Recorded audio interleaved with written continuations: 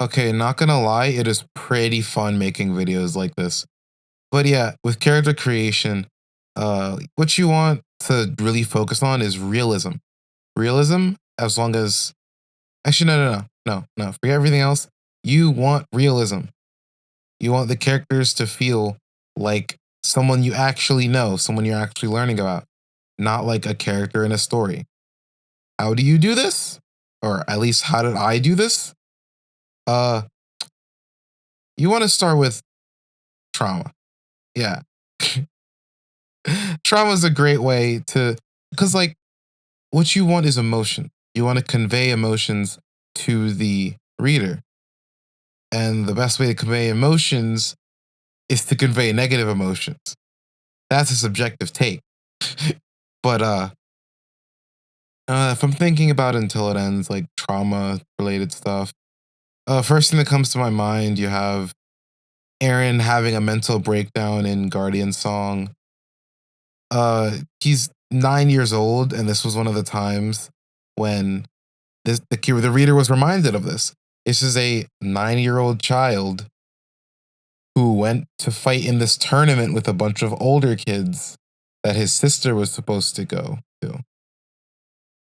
He kind of doesn't know what the heck he's doing and kind of just goes with it.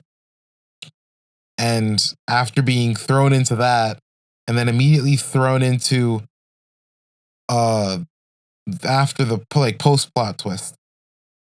Not gonna spoil that, but after being thrown into a couple of situations he doesn't want to be in, he has like a mental breakdown.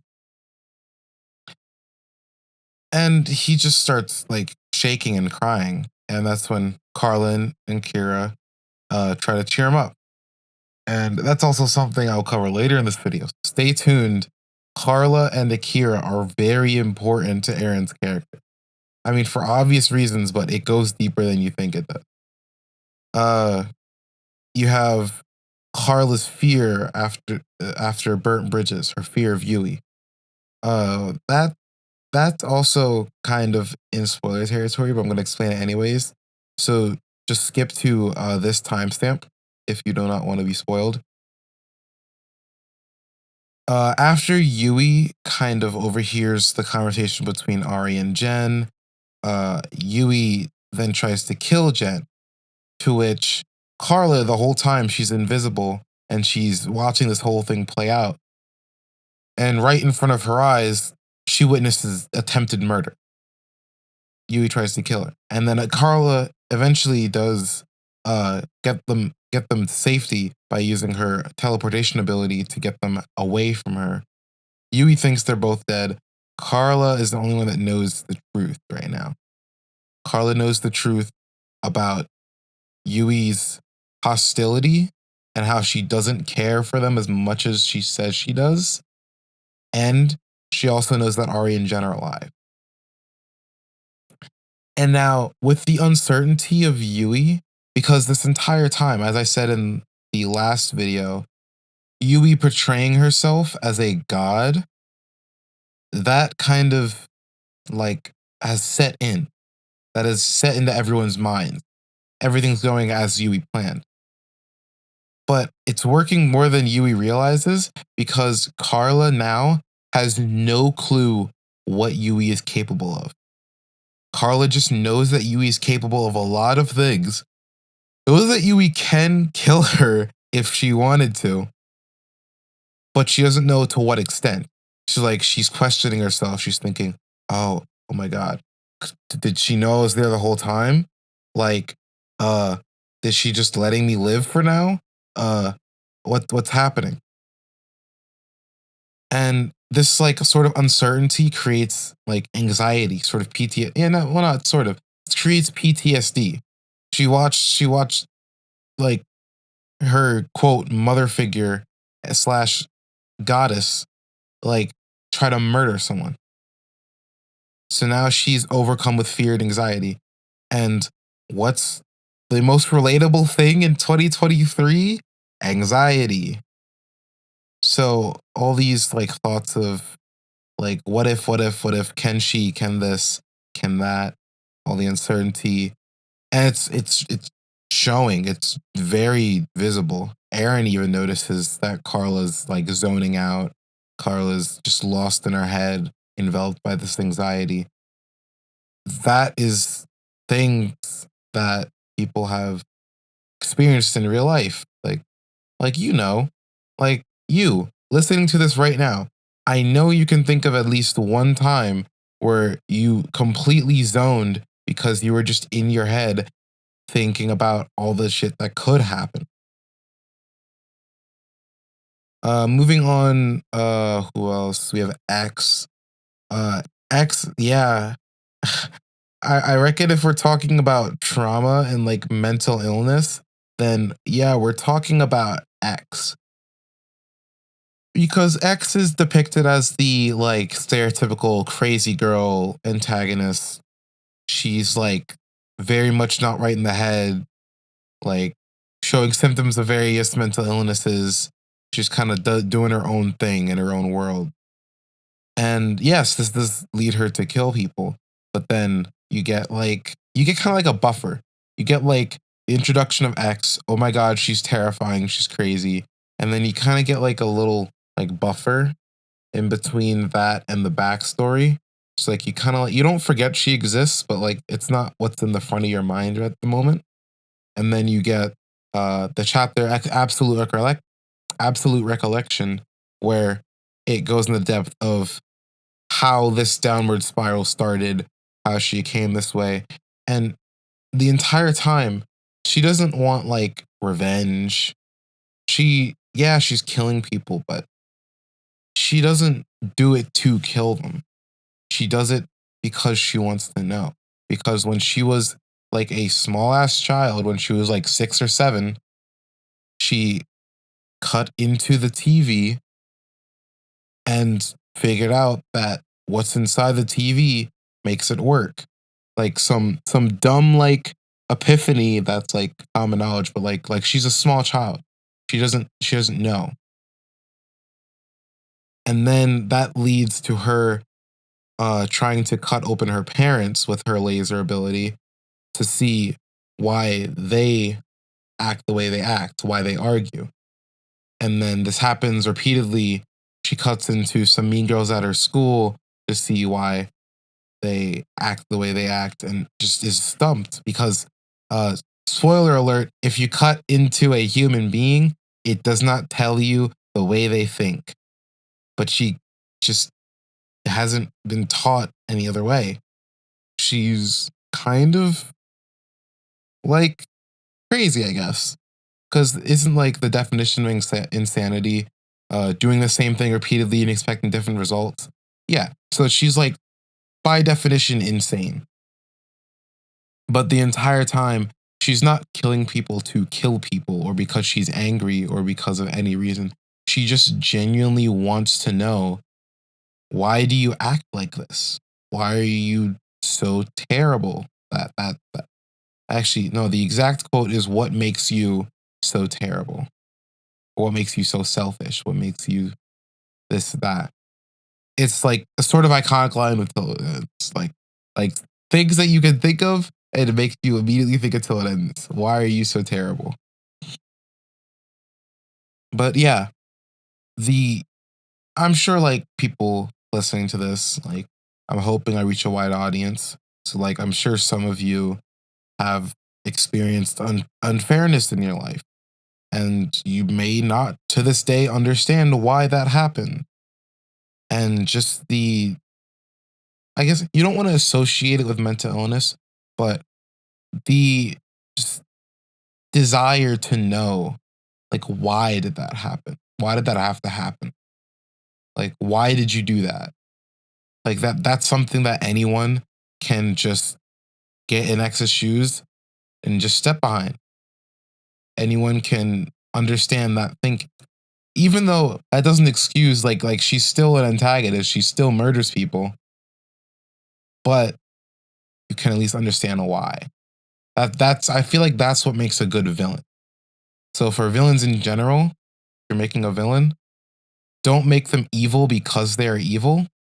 Make them evil because of a reason. and make it a reason that anyone could get behind and be like, yeah, I understand that. Because then suddenly you have a character that you can relate to, even if it's the villain, even if it's someone who's mass murdering people and torturing people, you can still relate in the sense of, oh, she's doing this because of this.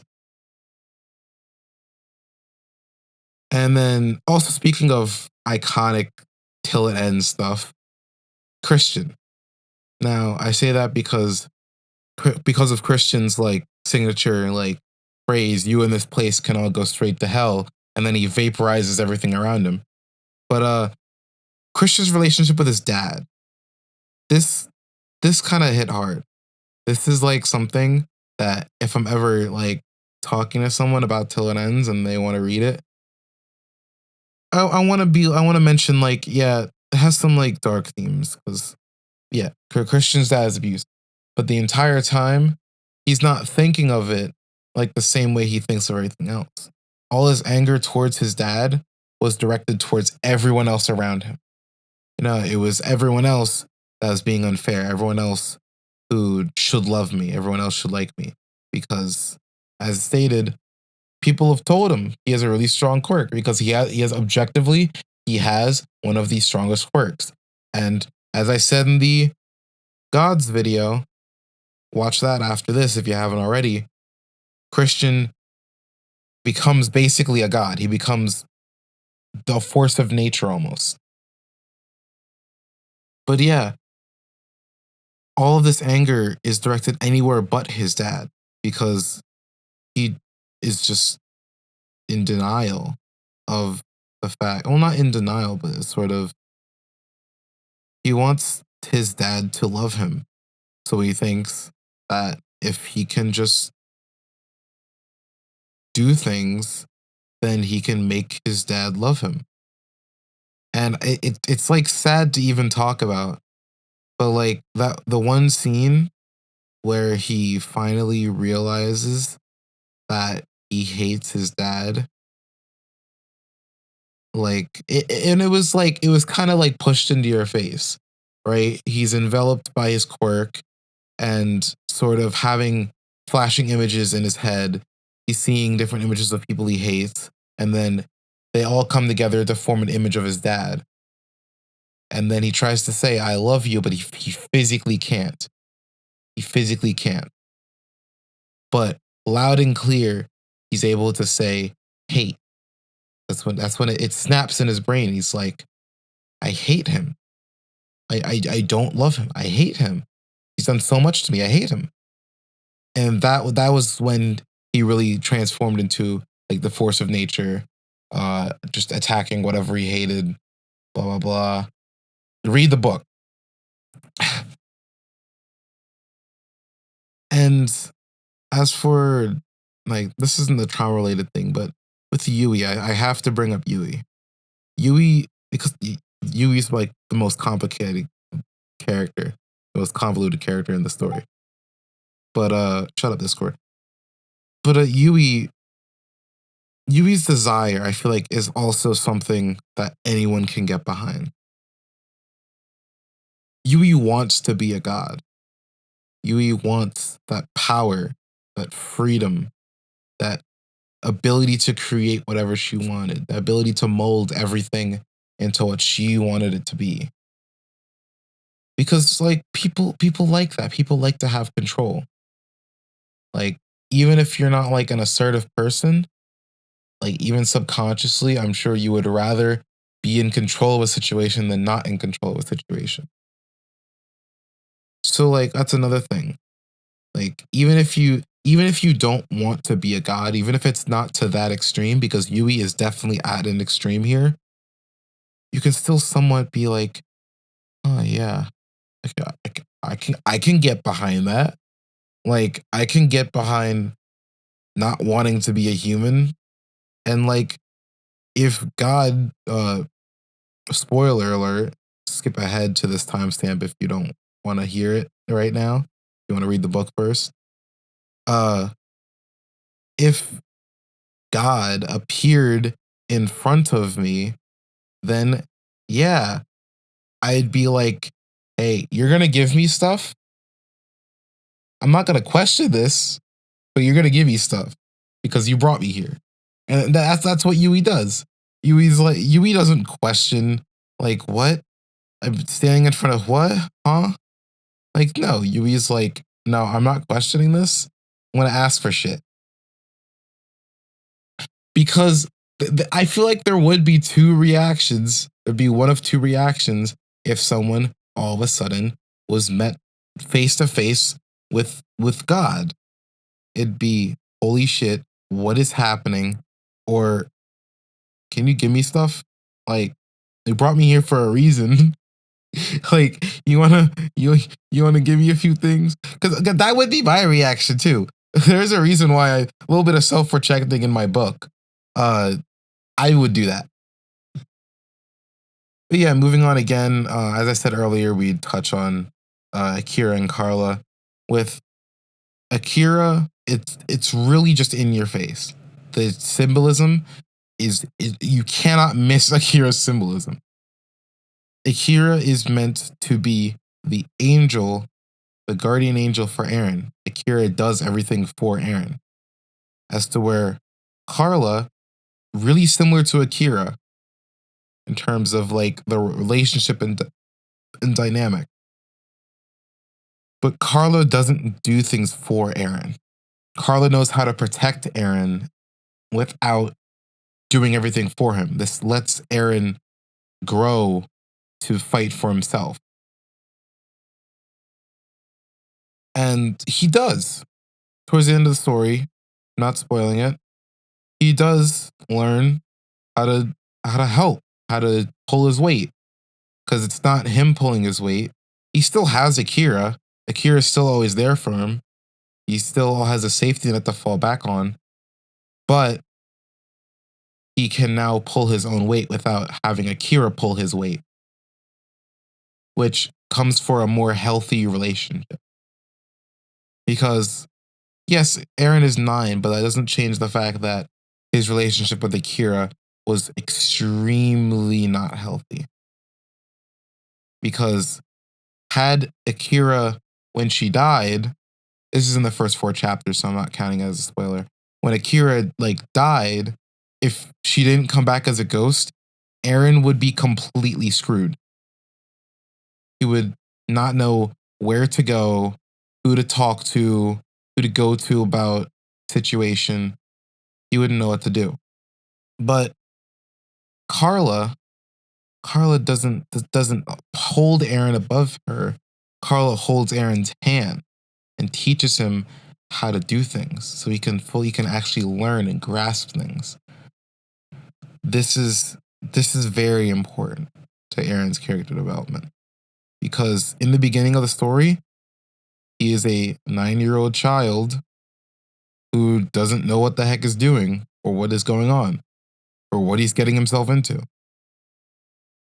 He kind of like jumps into the tournament without a plan. He doesn't even know how he's going to win.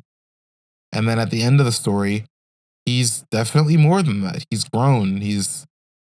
It wasn't a smooth ride. Like I said, he has a mental breakdown, a fit of shaking and crying, but he's stronger than he was before. Stronger than he was under Akira's sheltering. Just throwing a few more in there.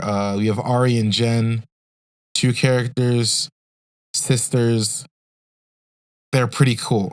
They're always always together, 2 characters. It's also easy to keep track of them. I know there's a lot of characters. Number 1 criticism I've gotten for Till It Ends, too many characters. Okay, yeah. But having 2, I'm sure no one ever like mixed up Ari and Jenn because they're 2 characters. They're always there. They talk completely differently.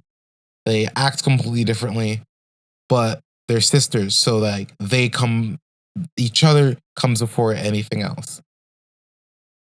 Xavier and Julie, it's not established that they like each other, but Julie is definitely really flirty with Xavier, and Xavier rescinds some of that.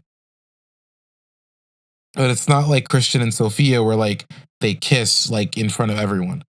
but, like Xavier and Julie, they're like flirty, but like you can see them as like a couple. Like maybe when they as they grow older, like in the end of the story, you can see them as a couple, but you can also see them as just like really good friends. And then you have the other side of that, Sophia and Christian. This is much more important than I think anyone realized. You have Christian who's like he hates everyone. He's above everyone else. Uh Everyone is either scared of him or praises him because they're scared of him. And then you have Sophia who doesn't seem to really care about that. She just comes in and is like, "Hi, what's good?" And this kind of changes Christian. This shocks him. He points this out in I forget which chapter, it's slipping my mind, but in one of the chapters during the tournament, this this comes up for him, how different this is for him. And not gonna spoil it because I've already put too many spoilers in this video. Trying to get people to buy the book, okay? Go buy it. Uh but I'm gonna just say later in the story, when Sophia's in danger, Christian completely snaps. He like he starts chimping out on the danger that is attacking Sophia. And yeah, he's never done that before. He's never fought for anyone else before.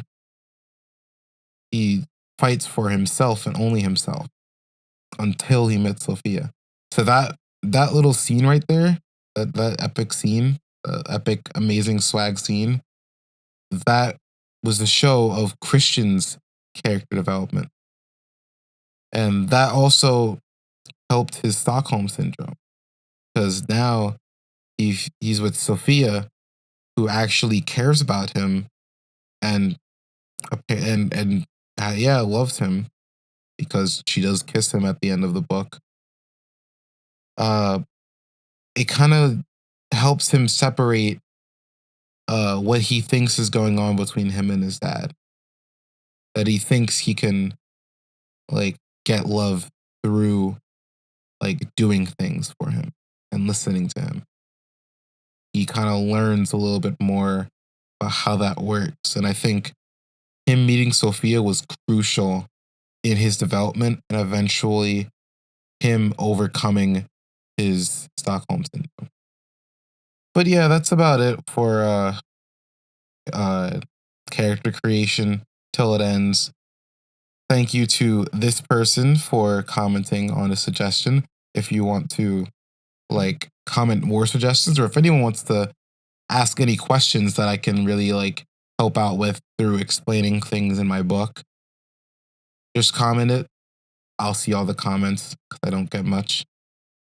And subscribe.